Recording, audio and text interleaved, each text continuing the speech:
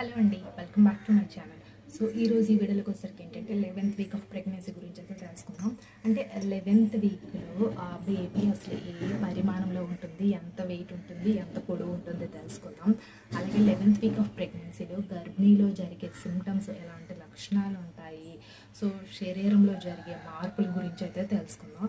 And also 11th week off ప్రెగ్నెన్సీలో గర్భిణీలు పాటించాల్సిన నియమాలు, కొన్ని చిట్కాలు అయితే చెప్తా ఈ వీడియోలో. సో చివరి వరకు అయితే చూడండి. మీకు ప్రెగ్నెన్సీలో ఎలాంటి డౌట్స్ ఉన్నా సరే ఖచ్చితంగా కామెంట్ అనేది చేయండి. And also baby bye symptoms, baby girl symptoms, normal delivery tips, so ఇలా అన్నీ కూడా వీడియోస్ అనేది చేశాను. నేను కింద డిస్క్రిప్షన్ లింక్స్ అనేది ఇస్తాను. సో కావాలనుకుంటే వెళ్ళి చూడండి. సో ఇప్పుడైతే మనం వీడియోలోకి అయితే వెళ్ళిపోదాం. అయితే ఇప్పుడు ఈ 11th వీక్ ఆఫ్ ప్రెగ్నెన్సీలో మొదటగా బేబీ గురించి అయితే తెలుసుకుందాం. సో ఇప్పుడు ఈ 11th వీక్ ఆఫ్ ప్రెగ్నెన్సీలో బేబీ ఏంటంటే యామ్నాటిక్ ఫ్లూయిడ్ ఉంటుంది కదా, అంటే ఉమ్మ నీటిలో తేలియాడుతూ ఉంటుంది. అలాగే బేబీకి ఏంటంటే ఈ సమయంలో కిక్స్, మూమెంట్స్ ఇస్తుంది. బట్ మీకైతే తెలియదు. మీకు తెలిసేసరికి 16th వీక్ నుంచి 24 వీక్ మధ్యలో ఎప్పుడైనా సరే మీకు మూమెంట్స్ అయితే తెలియచ్చు. బట్ బేబీ మాత్రం ఈ 11th వీక్ ఆఫ్ ప్రెగ్నెన్సీలో యామ్నాటిక్ ఫ్లూయిడ్లో అలా కొంచెం కదులుతూ ఉంటుంది. బట్ మనకి ఎలాంటి స్పందన అయితే ఉండదు. సో ఇది మొదటగా. అయితే బేబీ అనేది ఏ పరిమాణంలో ఉంటుందో తెలుసుకుందాం. అత్తిపండు ఉంటుంది కదా, చిన్నది అత్తిపండు పరిమాణంలో అయితే ఉంటుంది బేబీ ఈ 11th వీక్ ఆఫ్ ప్రెగ్నెన్సీలో. అలాగే నెక్స్ట్ వన్ వచ్చేసరికి ఏంటంటే బేబీ యొక్క బరువు 7 grams ఉంటుందండి. 7 గ్రాములు అనేది బరువు ఉంటుంది. 4.1 సెంటీమీటర్స్ పొడవు అయితే మనకి అంటే 11th వీక్ ఆఫ్ ప్రెగ్నెన్సీలో 4.1 సెంటీమీటర్స్ అయితే బేబీ ఉంటుంది. సో అది. అండ్ నెక్స్ట్ వన్ వచ్చేసరికి ఏంటంటే ఈ 11th వీక్ ఆఫ్ ప్రెగ్నెన్సీలో ఏంటంటే బేబీ నిటారుగా పొడవుగా పెరుగుతూ ఉంటుంది. అలాగే ఈ చేతులు, కాళ్ళు, వేళ్ళు ఏర్పడడం అంటే ఇంకా స్టార్టింగ్ అవుతాయి, కానీ అప్పుడే ఈ చేతి గోళ్ళు, వేళ్ళు అనేది ఏర్పడవు. సో ఇంకా స్టార్ట్ అవుతాయి మనకి ఈ సమయంలో. అండ్ నెక్స్ట్ వన్ వచ్చేసరికి ఏంటంటే బేబీకి అన్ని అవయవాలు కూడా ఈ 11th వీక్ ఆఫ్ ప్రెగ్నెన్సీలో డెవలప్మెంట్స్ అన్నీ కూడా జరుగుతూ ఉంటుంది. అంటే లైక్ గుండు కొట్టుకోవడం, ఊపిరితిత్తులు ఏర్పడడం, కిడ్నీస్ ఏర్పడడం, ఈ మనకి ఏంటంటే ఈ చేతి గోళ్ళు ఏర్పడడం, కాళ్ళు గోళ్ళు ఏర్పడడం. సో ఇలా అన్నీ కూడా బేబీకి అవయవాలన్నీ కూడా అభివృద్ధి అయితే చెందుతాయి. సో అది ఈ మనకి 11th వీక్ ఆఫ్ ప్రెగ్నెన్సీలో ఇది బేబీ గురించి. అయితే గర్భిణీల గురించి తెలుసుకుందాం. ఈ 11th వీక్ ఆఫ్ ప్రెగ్నెన్సీలో కొంతమంది గర్భిణీలకి పొట్ట పైన ఈ బొడ్డు ఉంటుంది కదా, ముందుకి పొడుచుకొని వస్తుంది. సో కొంతమందికి అయితే రాకపోవచ్చు. మీరు దానికి ఆందోళన అయితే చెందనవసరం లేదు. అంటే గర్భధారణ సమయంలో ఒక్కొక్కరికి ఒకలా ఉంటుంది కదా, హార్మోన్ల ప్రభావం వల్ల.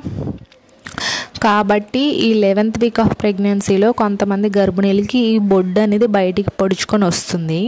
ఇంకొంతమందికి ఏంటంటే లినియా నీగ్రా అనేది ఏర్పడుతుంది. అంటే సన్నటి నల్లగా ఉండే లైన్ అనేది పొట్ట పైన ఒక చారలా ఏర్పడుతుంది. సో ఇది కూడా చాలా కామను. ప్రెగ్నెన్సీలో ఎందుకు ఈ లినియా నీగ్రా ఏర్పడుతుందంటే మెలనిన్ అనే పదార్థం అనేది శరీరంలో ఉత్పత్తి అవుతుంది. అంటే ప్రొజెస్టెరాన్, ఈస్ట్రోజన్ ఇలాంటి హార్మోన్స్ అన్నీ రిలీజ్ అవుతాయి కదా.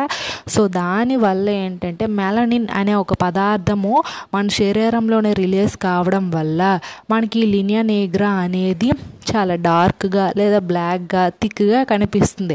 బట్ ప్రెగ్నెన్సీ అవ్వక ముందే మనకి ఆ లైన్ అనేది ఉంటుంది మన పొట్ట పైన.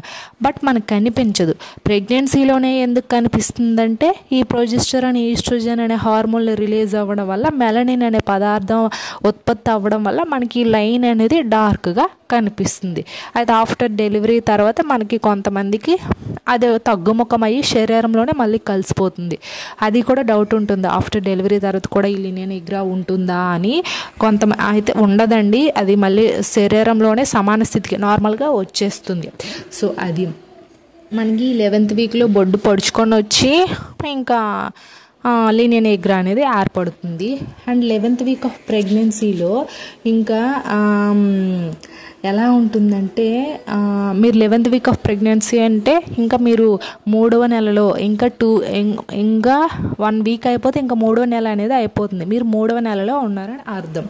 సో అది ఈ 11th వీక్ ఆఫ్ ప్రెగ్నెన్సీలో కొంతమందికి మార్నింగ్ సిక్నెస్ అన్నీ కూడా కొంచెం తగ్గే ఛాన్సెస్ అనేది ఎక్కువగా ఉంటుంది. అది కొంతమందికి అయితే 9 months వరకు కూడా ఈ మార్నింగ్ సిక్నెస్ అనేది ఉంటుంది. బట్ ఇంకొంతమందికి ఏంటంటే ఈ మార్నింగ్ సిక్నెస్ అనేది 11th వీక్ అయ్యేసరికి ఇంకా పూర్తిగా తగ్గుముఖం అనేది అవుతుంది. సో అది అండ్ నెక్స్ట్ వన్ వచ్చేసరికి అయితే ఈ 11th వీక్ ఆఫ్ ప్రెగ్నెన్సీలో ఏంటంటే గర్భిణీలు ఇద్దరికి సరిపడా తినాలి. అంటే ఇద్దరికి సరిపడా అంటే ఎక్కువగా తినాలా అడుగుతున్నారు. సో ఎక్కువగా తినడం కాదండి, నార్మల్ పర్సన్స్ ఉంటారు కదా, వాళ్ళు 3 పూటలు తింటే మీరు 6 పూటలు తినాలి. ఎలా అంటే ఫుడ్ అనేది ఎక్కువగా ఒకేసారి తినకూడదండి, కొంచెం ఆ గ్యాప్ ఇస్తూ తినాలి గర్భిణీలు అయితే. సో నార్మల్ పర్సన్స్ వేరు, గర్భిణీలు తీసుకునే డైట్ వేరండి. అయితే 11th వీక్ ఆఫ్ ప్రెగ్నెన్సీలో గర్భిణీలు ఇద్దరికి సరిపడా తింటేనే బేబీ గ్రోత్, బరువు పెరగడం, డెవలప్మెంట్స్ అన్నీ బాగుంటాయి. అయితే ఒకేసారి ఇప్పుడు 8కి కానీ 9కి కానీ మార్నింగ్ తిన్నారనుకోండి, ఒకేసారి ఎక్కువగా తినకూడదు. మీరు 8 o'clock ఏదైనా టిఫిన్ కానీ ఏదైనా తిన్నారంటే మళ్ళీ 10కి 6, 11కి ఏదైనా ఒక స్నాక్స్ కానీ, ఫ్రూట్స్ కానీ, జ్యూసెస్ కానీ, లేకపోతే ఇంకేదైనా ఏదో ఒక మంచి ప్రోటీన్ డైట్ కానీ తీసుకోవాలి. మళ్ళీ 1 o'clock ఒకసారి తినాలి, అండ్ 4 కానీ 3:30 కానీ ఇలా ఒకసారి తినాలి. మళ్ళీ నైట్ ఒక 7 కానీ 8కి కానీ ఇలా తినాలి. కానీ ఒకేసారి 3 పూటలు తింటామంటే అలా తినకూడదు గర్భిణీలు. సో అదొకటి. అండ్ నెక్స్ట్ వన్ వచ్చేసరికి ఏంటంటే మనకి శరీరంలోని హార్మోన్ల ప్రభావం వల్ల ఏంటంటే కొంచెం అలసటగా ఉంటుంది గర్భిణీలకి ఈ 11th వీక్ ఆఫ్ ప్రెగ్నెన్సీలో. కొంతమందికి ఏంటంటే పొత్తి కడుపులో పెయిన్ వస్తుంది, ఎందుకంటే బేబీ అనేది పెరుగుతుంది కాబట్టి, డెవలప్మెంట్ అనేది ఎక్కువగా ఉంటుంది కాబట్టి. ఈ 11th వీక్ ఆఫ్ ప్రెగ్నెన్సీలో గర్భిణీలకి కొంతమందికి యోని దగ్గర పెయిన్ వస్తుంది, పొత్తి కడుపు నొప్పి కూడా బాగా పెయిన్ వస్తూ ఉంటుంది. ఆల్రెడీ చాలామంది కామెంట్ అయితే చేశారు, మాకు 10th వీక్ 9th వీక్ ఇలా మాకు పొత్తి కడుపు నొప్పి ఎక్కువగా వస్తుంది, కారణం ఏంటని అడుగుతున్నారు. సో బేబీ అనేది ఫామ్ అవుతుంది, ఇంకా పెరుగుతూ ఉంటుంది కాబట్టి ఇంకా మనకి అది లాగినట్టుగా గుచ్చినట్టుగా ఉంటుందండి, బట్ నో ప్రాబ్లం. సో అది అయితే ఈ 11th వీక్ ఆఫ్ ప్రెగ్నెన్సీలో గర్భిణీలు కొన్ని జాగ్రత్తలు తీసుకోవాలండి. ఎక్కువగా అంటే జంక్ ఫుడ్ అనేది తగ్గించాలి, ఎక్కువగా మంచి ప్రోటీన్ డైట్ అనేది తినాలి, ఎందుకంటే బేబీ యొక్క పెరుగుదల కోసం ఎక్కువగా యూజ్ అవుతుంది. అలాగే ప్రోటీను మరియు కార్బోహైడ్రేట్స్ అధికంగా ఉండే ఆహారాన్ని తీసుకోవడం వల్ల మీకు చాలా మంచిది. చీజ్ కానీ, నట్స్ కానీ, డ్రై ఫ్రూట్స్ కానీ తినడం వల్ల బేబీ గ్రోత్ బాగుంటుంది. అలాగే గర్భిణీలు ఏంటంటే వారానికి ఒకసారైనా సరే యోగా చేస్తే బెటరు. దానివల్ల ఏంటంటే అలసట, ఒత్తిడి, ఆందోళన, నిరాశ ఇవన్నీ కూడా పోయి మనసు ప్రశాంతంగా అయితే ఉంటుంది.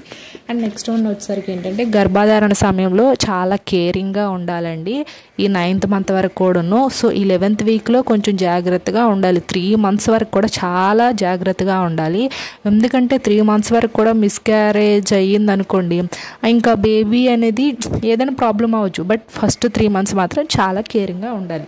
సో ఇదండి 11th వీక్ ఆఫ్ ప్రెగ్నెన్సీ గురించి. ఐ హోప్ ఈ వీడియో మీకు ఇన్ఫర్మేటివ్గా ఉంటే వీడియో లైక్ చేసి, షేర్ చేసి, సబ్స్క్రైబ్ అయితే చేయండి. ఆ చిన్న సపోర్ట్ అయితే ఇవ్వండి. Thanks for watching this video.